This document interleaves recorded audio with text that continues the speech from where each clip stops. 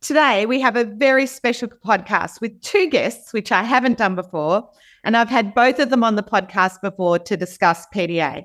Eliza Fricker is an author and illustrator of many books, but last time she joined us to discuss her wonderful book, Can't Not Won't.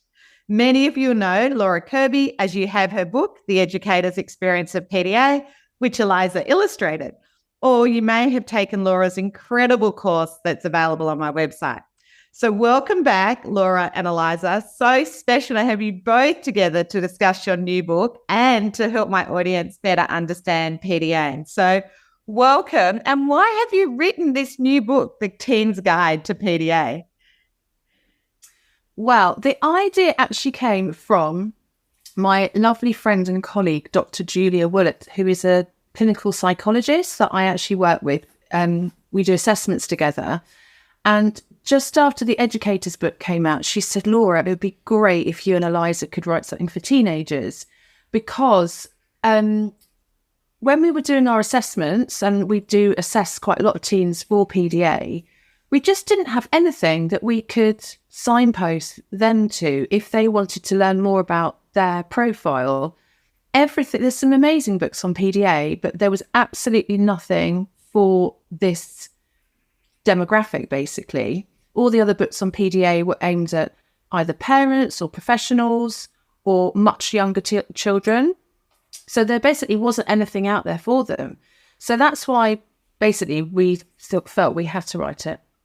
Yeah, and I think I'm always excited to do these projects with Laura, because for me, I am very aware there's quite a negative narrative around demand avoidance, and I don't see it like that, because I think once you make those adaptations, it's not like that. And so something that I like with the work that Laura does is that she puts a genuine positive element into this stuff, and it's not, and I'd say genuine because, you don't want anything that's kind of disingenuous and patronizing. No. It's very authentic, and I think that's really important for PDA people as well. They're seeking that authenticity. So, it was really important for me, and I also have a teenager myself, so yeah, it's it's an interesting, it's a completely different phase altogether. So I think it's a really important thing that we do have something out there for teen PDAs. Yeah, because what I love in the book, you bring in the fact hormones and being a teenager is different. I mean, I think anyone listening remembers the teen years and the angst, the friendship and confusion and trying to work out who you are. So having teenagers myself, that's a tricky phase to parent too. So I can imagine your book would be helpful for parents as well.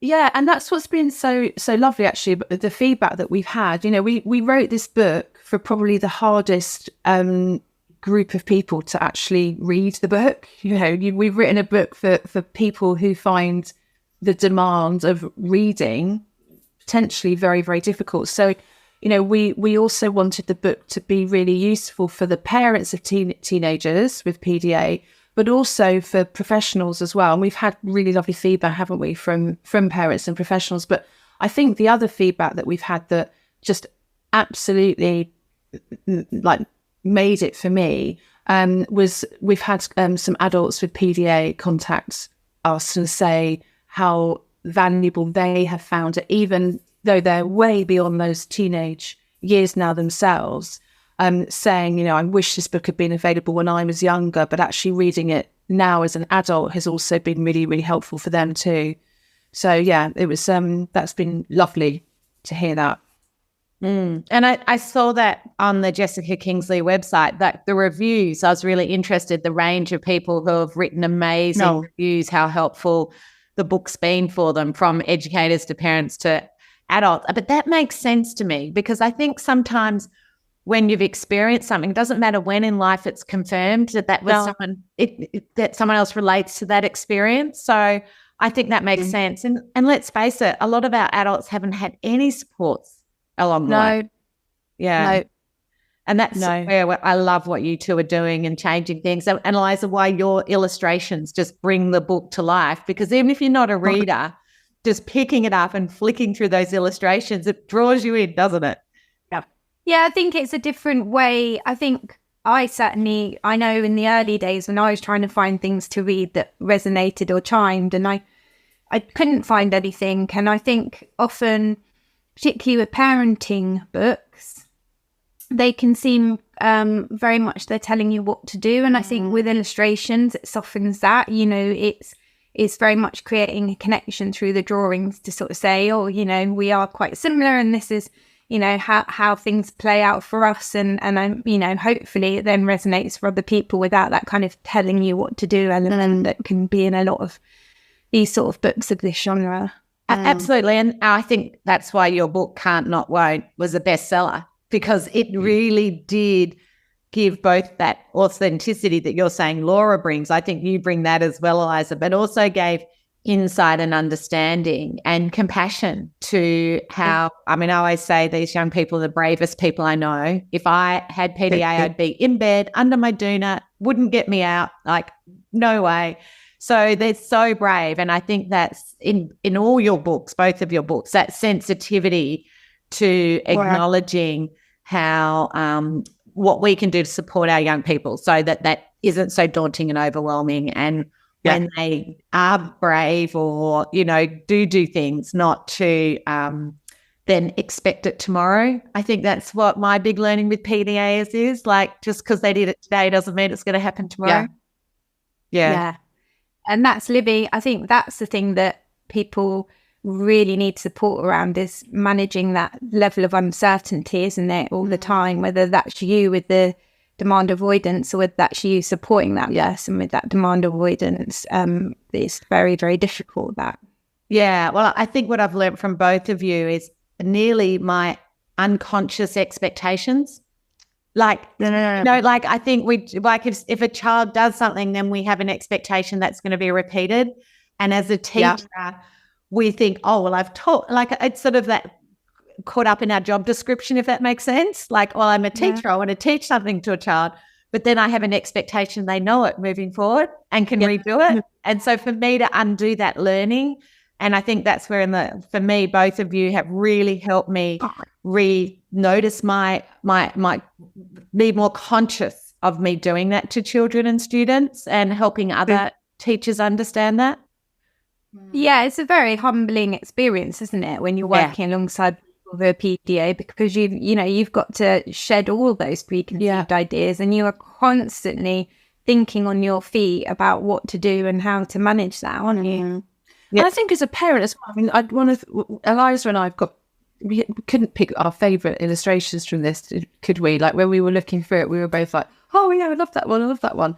But one of Eliza's favourite illustrations is in chapter, isn't it? Chapter 1, what is PDA anyway? And there's a brilliant picture of a child in a library, and the adult with her is saying, oh, you love this series, don't you? And the child's then thinking, no, not anymore. And that is, one of the things we have to be so careful of with PDA is, like, not to get too enthusiastic, and it's a difficult balance, I know, because if you have a child, whether it's as a parent or as a professional, that hasn't been able to do much because of their demand avoidance, and then all of a sudden they want to do something, the temptation is to really jump on that and just show loads of enthusiasm. But that in itself then creates a demand. And that illustration, Eliza, it's genius. It's just so, when we put that on Facebook, so many parents were just like, yeah, I just so relate to this. So, yeah, all the illustrations are amazing. I think that was my favourite too. So it's funny you say that. Oh, is it? It was, yeah. And I don't know if it was like, I don't know, just something I went, oh, yeah. And I've made that mistake. Like, we all have. I've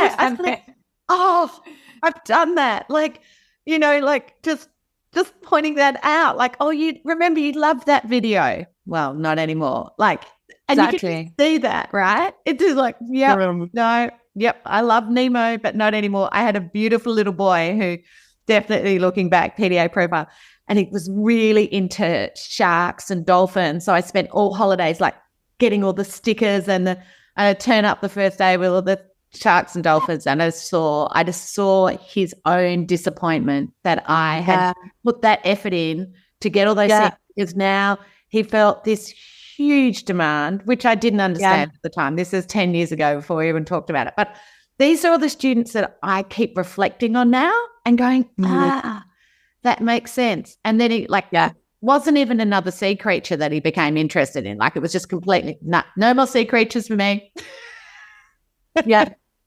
It's just like a switch almost, isn't it? It's like, it's too much pressure, it's too much demand. I know what you're trying to get me to do so I just can't do it. So for anyone who hasn't listened to our last couple of podcasts, they're probably going, well, what do you do? What's wrong with that? What does someone do if a child loves something? How do you make it not a demand then? I think it's just, showing a genuine interest in something without any hidden agenda. I know as a neurodivergent person, there is nothing better than when someone shows a genuine interest in your special interest, and there's no agenda attached to it. There's no now that I know that Laura loves Titanic, I'm going to get her to learn all these facts and figures about Titanic, because that's pointless. Like that there's no point to that, but just sit and talk to me about the Titanic. Tell me some facts I didn't know. And then that's like a genuine reason for me to be interested in, and also a genuine reason for me want to sit and be with you and learn from you. So it is a hard balance to get. I think it is. And I think you're right. I think I think people who are neurodivergent are just particularly astute at knowing when that is coming from a genuine interest, or whether they just feel like they're trying to get an in. And, is this person genuinely just interested in me and having a conversation, or are they deliberately trying to get something out of this? Yeah. And that's the difference, I think. Yeah. I'm hearing it's the agenda. Is that what you're saying, Eliza? It's so much the agenda. Yeah. Yeah. And I think, I think it's really important that we know about these things. It's really important we know about PDA. But I also don't think that, someone could go on hundreds of courses about PDA and they just won't ever get it. Because unless you have that genuinely kind of get it and get people and get them, No. And this is, I call it the sixth sense. It's probably not the right words, but I truly believe, because our kids are in a heightened state of anxiety, they know who likes and doesn't like them. They pick up the agenda. Definitely. You don't even have to have the words. You don't need to say anything. The child is so intuitive to knowing things, and that's where it can be. Where I can't stand when people just have this very clear document, a report for a behaviour, and it's like, I'm sorry, unless you come from love and compassion for that child, that's just not going to work, And terribly, I've had to say to school principals before, does the teacher assistant like the child? Because I think that's the problem. The strategies are good, but if they don't have a relationship, it's not going to work. There's nothing wrong with the strategies. What's wrong is the relationship's broken. And that investing in the relationship up front, which I think, Laura, we talked about on the last podcast. So I think that's the number one. Absolutely. And I think that's a kind of theme that just runs so strongly through the first book, the first book we did together, the educator's experience of PDA, is that connection, and it has to be an authentic connection, is absolutely everything to PDAs. One of the chapters in that book is the antidote to anxiety is trust. And I think that's just so true with our PDA. Yeah, and I think, what's interesting as well, where you need to be, there's an old saying, isn't there, about being thick-skinned, which is kind of true. You need to be able to sort of not wobble and stay consistent, because that's what they're looking for. I speak to families a lot, and when they're unpicking things, it will come out then, but there's lacking that consistency, and that when they're seeking that safety of you not wobbling and faltering, they can see these chinks, and they don't want to see any chinks in the armour. No. And I think that's even harder to maintain with teenagers, because teenagers are pushing that even more, because that's what all teenagers do. And so to stay steady and stay fast with that is incredibly difficult. And, when that anxiety comes out with the teenager, who's PDA, it's not going to be pleasant at all. Now, how do you stay fast with that? We have to, but it's really difficult not to react to that, isn't it? Yeah. If you've got an anxious, angry teenager, that's tricky. And so, Eliza, with your daughter or your experience, how do you, as the adult, which at the end of the day, sometimes we have to remember we are, like, even though we're equal in our relationship, we have to be the adult in that when the child's angry and deflecting, really. What's worked for you? I think the adult element of that role is to stay steady. They're looking for you to be steady. They're not looking at you. Our perception of being an adult is putting boundaries in and being strict and, maybe shouting or telling them off. That's not the adult in this relationship needs to just stay steady. And that's what they're looking for. That's the safety that they need. Yeah. Someone said something to me the day in training, actually, which was just fantastic. They said the thing that they had learned, this was as a professional, but I think this would really apply to parents as well. They said the thing that they had learned about working with PDAs, and they were working with teenagers, was they just need to know that you're on their team. And I just was like, yes, like, I'm on your team, I'm on your side, I get it. I'm not against you, I'm not, and I just thought that was just, I loved that. Yeah, and I think that's a really, really important sort of message. I always think of it like when I was teaching my 3 teenagers to drive, often you have the best conversations with them. Like you're on their team, you're teaching them to drive. These aren't PDAs. Yeah. I think teenagers want to know you're there, but not in their face.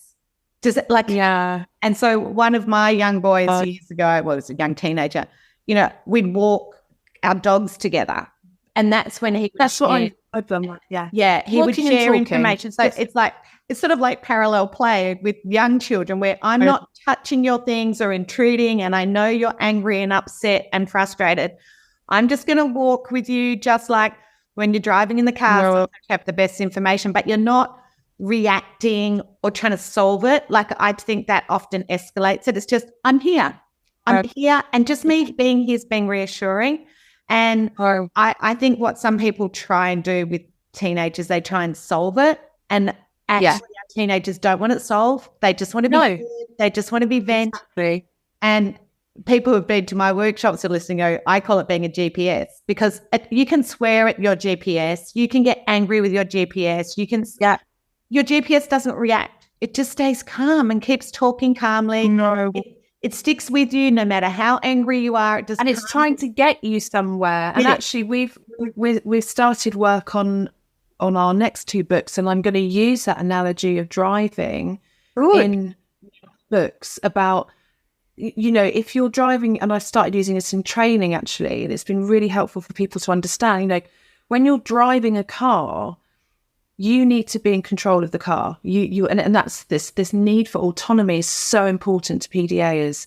And if you've got a passenger who starts off, first of all, saying, slow down, there's a bike up there. Oh, careful, the lights are going to turn. You're going a bit fast. First of all, you're going to start getting really irritated and annoyed by that. And then if your passenger starts to sort of try and grab the wheel and change the direction of the car, you're going to start to feel really, really unsafe. And eventually you're just going to get to the point where you're going to pull the car over and say, get out of the car. Like when you're with a PDA, you don't need a passenger that's trying to change the direction of the car.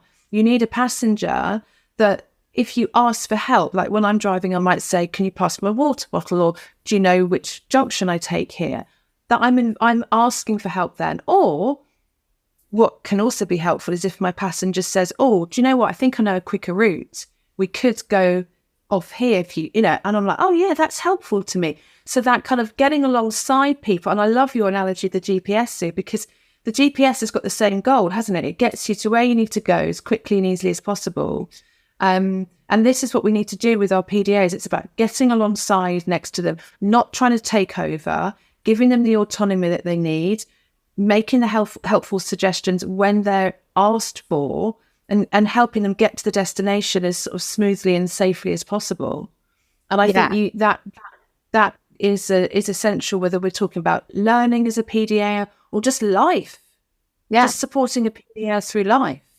Yeah, no, I love that. I think our we're on the same page again. I always feel like we we would all work together so well because we come from such a similar thinking.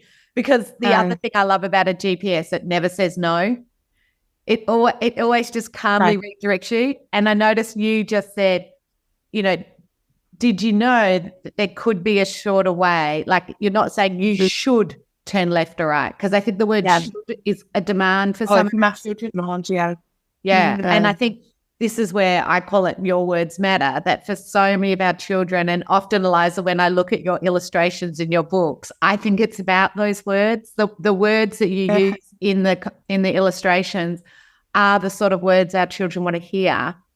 And for me, looking at the illustrations helps me really, again, reflect and put myself in a child's shoes.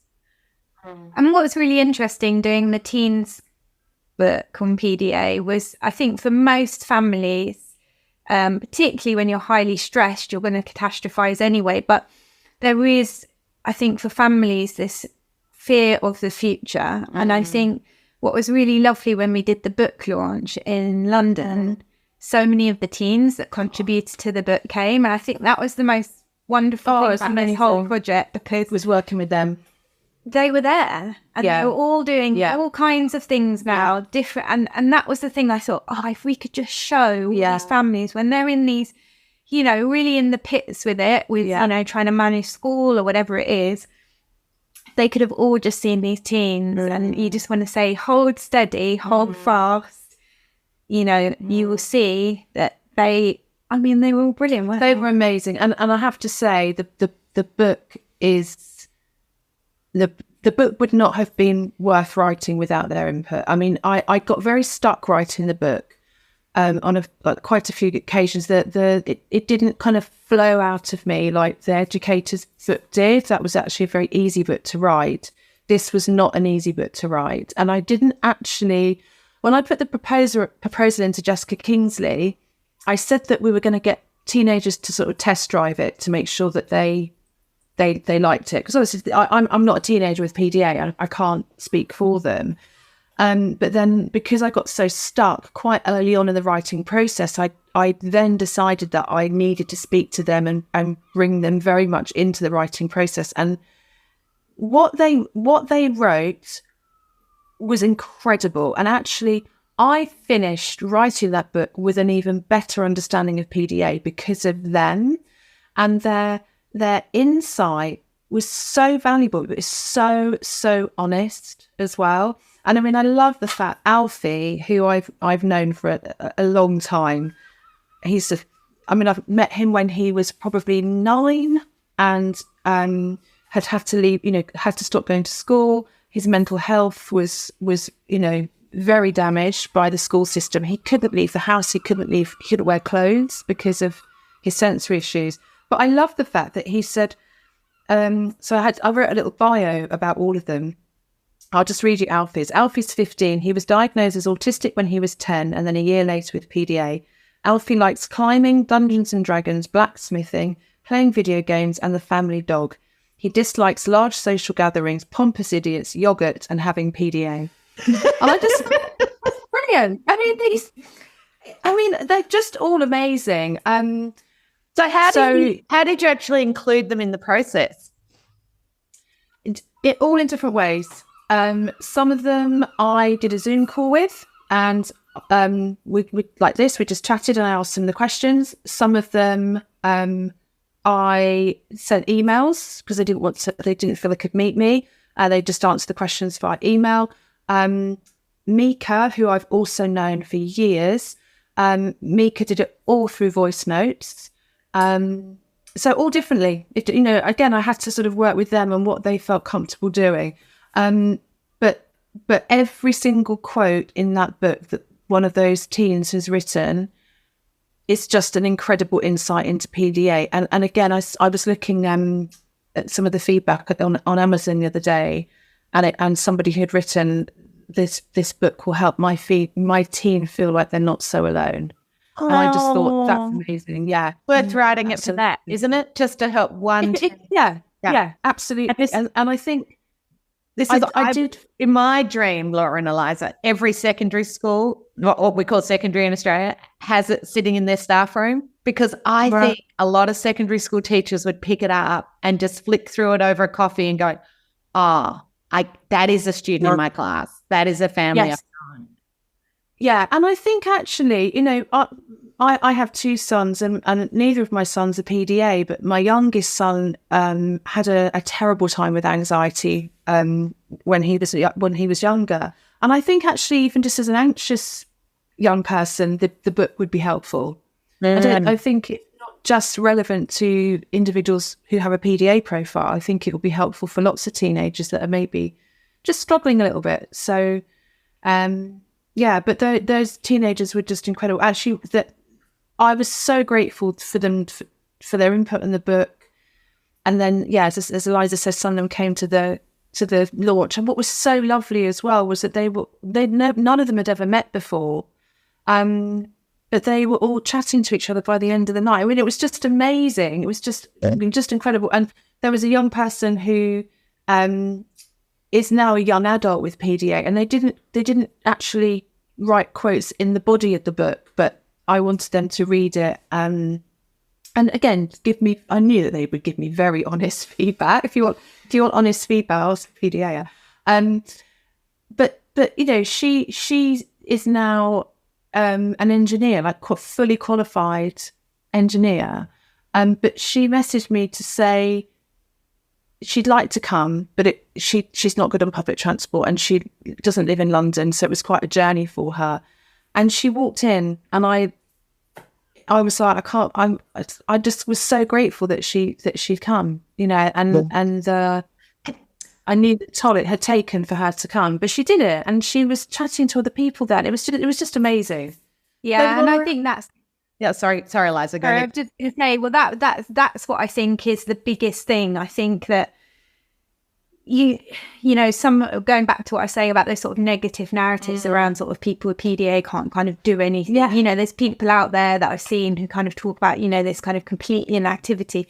Is not that. I don't believe that's how it is. I think when the adaptations and the environment are right, I think lots and lots of things are completely manageable and doable in PDAs. But the problem is that we do it in the wrong way. So we have people going, "Oh, you did it last time. Come on, you can do it again." That's not, obviously we know the right way. But I don't think there's, for PDAs, it's an inability to live your life. I think they live wonderful lives, very interesting lives, but it's just got to be in a way that works for them. And that's proof in, those teenagers that came that evening, they are now autonomous in their lives. But what I'm hearing, Laura gave her an out. She didn't say, you have to come. I really want you there. Oh, I would be so sad if you didn't make it. Like she said she struggles with public transport. And then when she turned up, you were thrilled. And this is where I think, for me, I get as much back from the kids as they get from me. And I think that's what people forget. Like the joy you had seeing those young PDAs there. Oh, yeah. Well, Dr. Naomi Fisher, that Laura and I work with, she says our children need to be able to say no before they can say yes. Yeah, definitely. And that is where the safety comes from, isn't it? Have you done an illustration like that, Eliza? Which I think I've done various of those. There's a lovely one we did for one of the webinars, I think, where we've got a parent helping a child over the wall and saying, well, we can leave anytime you want, or something like that. It's that, isn't it? It's the help. Yeah. I was just going to say, one of the other teenagers that came who I just adore, and I was saying to her, can I get a photo with you? And she was saying, wow, Laura, you're the biggest pain in my arse. Do you know that? And I thought, I'm sorry. She was like, oh, I have to come all the way to London tonight, and you're just such a pain in the arse, Laura. And then she had her photograph taken with me, and then she left with her mum.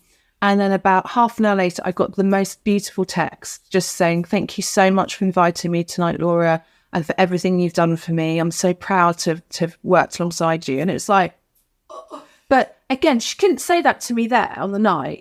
She was very much sort of like going down the, oh, Laura, you're such a nightmare.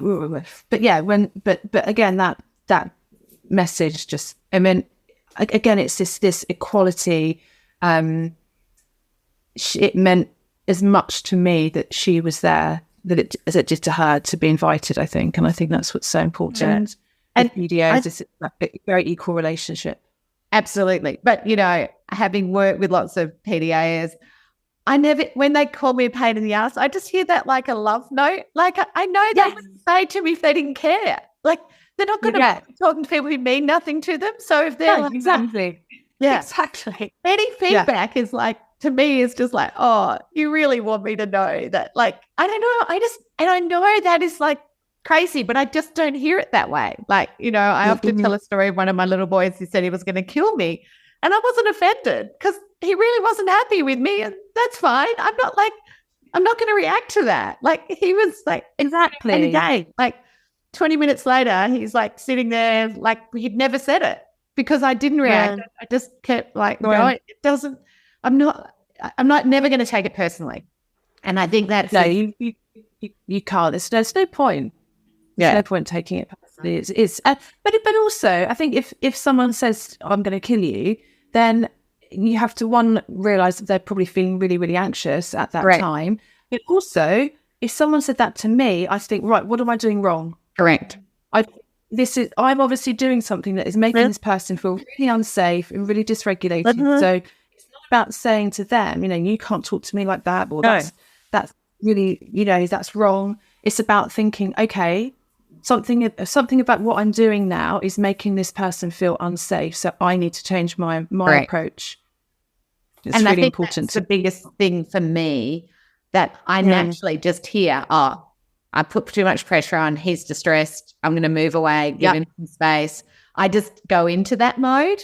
But I think that a lot of adults can't help but go into what you said, you can't say that. And even, there's people listening who'd be like, well, you can't let them get away with that. But I'm not letting the child get away with anything. He's just communicating to me, this isn't working, and that's why I like change the structure, not the child. So I would immediately go into what in this environment needs changing, so he doesn't need to say that to me, because that's change, isn't it? It's So.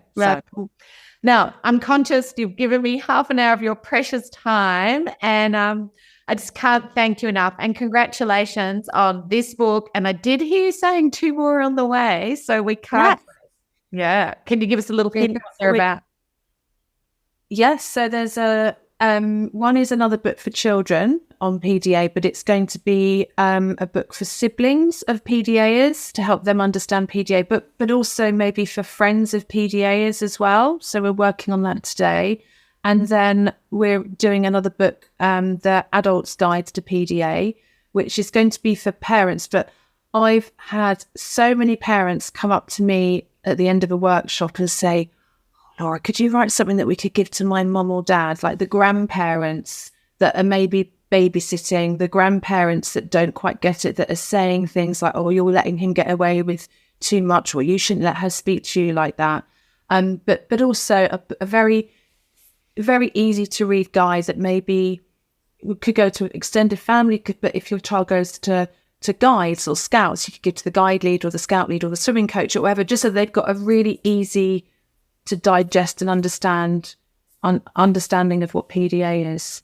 Yeah, I think I can see that. And it's just spreading the message for anyone who wants to understand. I get it. And I think that's it. I think, this comes up quite a lot when I speak to families. They often feel that there can be a lot of tension within family dynamics and with friends. And I think often this is where it's about giving them the opportunity to understand. And often for family, they don't know what to do. No.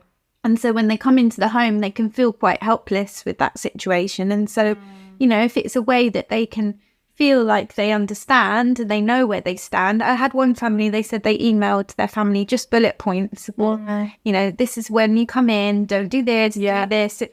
And the in-laws were like, this is brilliant, thank you. Yeah. Because before they were coming in, doing everything, or they felt like they were doing everything wrong, and that created tension. So honestly, I think that's what teachers want too. And I think that's where Laura's book, The Educator's Guide, why teachers love that, because they're sort of like the grandparent. They don't want to upset the child. They want the child to learn and be part of their classroom. And so having those guides and what to do and what not to do is just so helpful and actually saves the child a lot of stress if we've got people understand. Yeah, and I think also people, you know, you hear a lot of stuff. I mean, I see it all the time, you know, on Twitter and things where you've got these two different camps and you've got people saying, you know, you need to be more holistic and you need to be more trauma-informed and you need to be...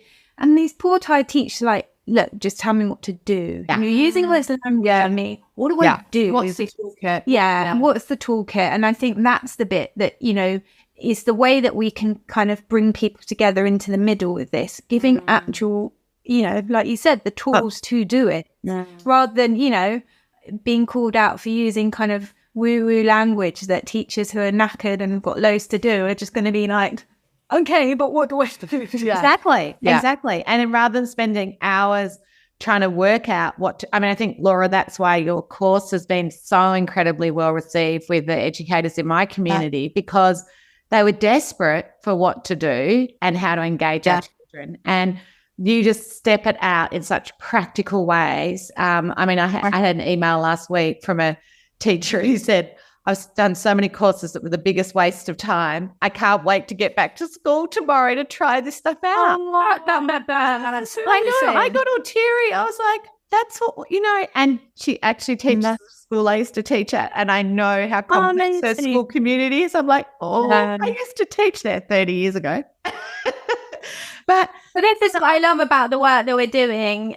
This is my bit of being woo-woo, but this is what I love about the work that we're doing is, you know, like I said, I can see these us and them camps with, you know, people getting really kind of annoyed with each other, parents getting annoyed at teachers. And I'm always like, look, it's a system. It's not, most teachers do not get into this profession to ruin children's lives, but they're limited. So what we've got to do is find ways we can work together. And I think, you know, it's always about that. Look what's going on in the world at the minute. We need community and we need positivity and connection. We do not need to be going up against each other. We need to be having conversations. Okay, how can I help you? And I think most people, there's stuff we can do when we start communicating with each other that way. And I think that's the work that we try and do is we've had too much negativity around PDA, and it's time that we start to say, look, you know, there's stuff you can do. I love it. That's a very good note to finish on, Eliza. So thank you both of you. Good luck with your writing today, and I can't wait to see the new book. So fantastic. I hope you've got some great tips and strategies to make a difference. Remember, strategies wear out and not every strategy works for everybody. If you're ready to dive in deeper to more strategies and ideas to make a difference, I'd highly recommend you consider Dr. Tony Attwood or my online courses. For more information, visit my website www.sulaki.com.au.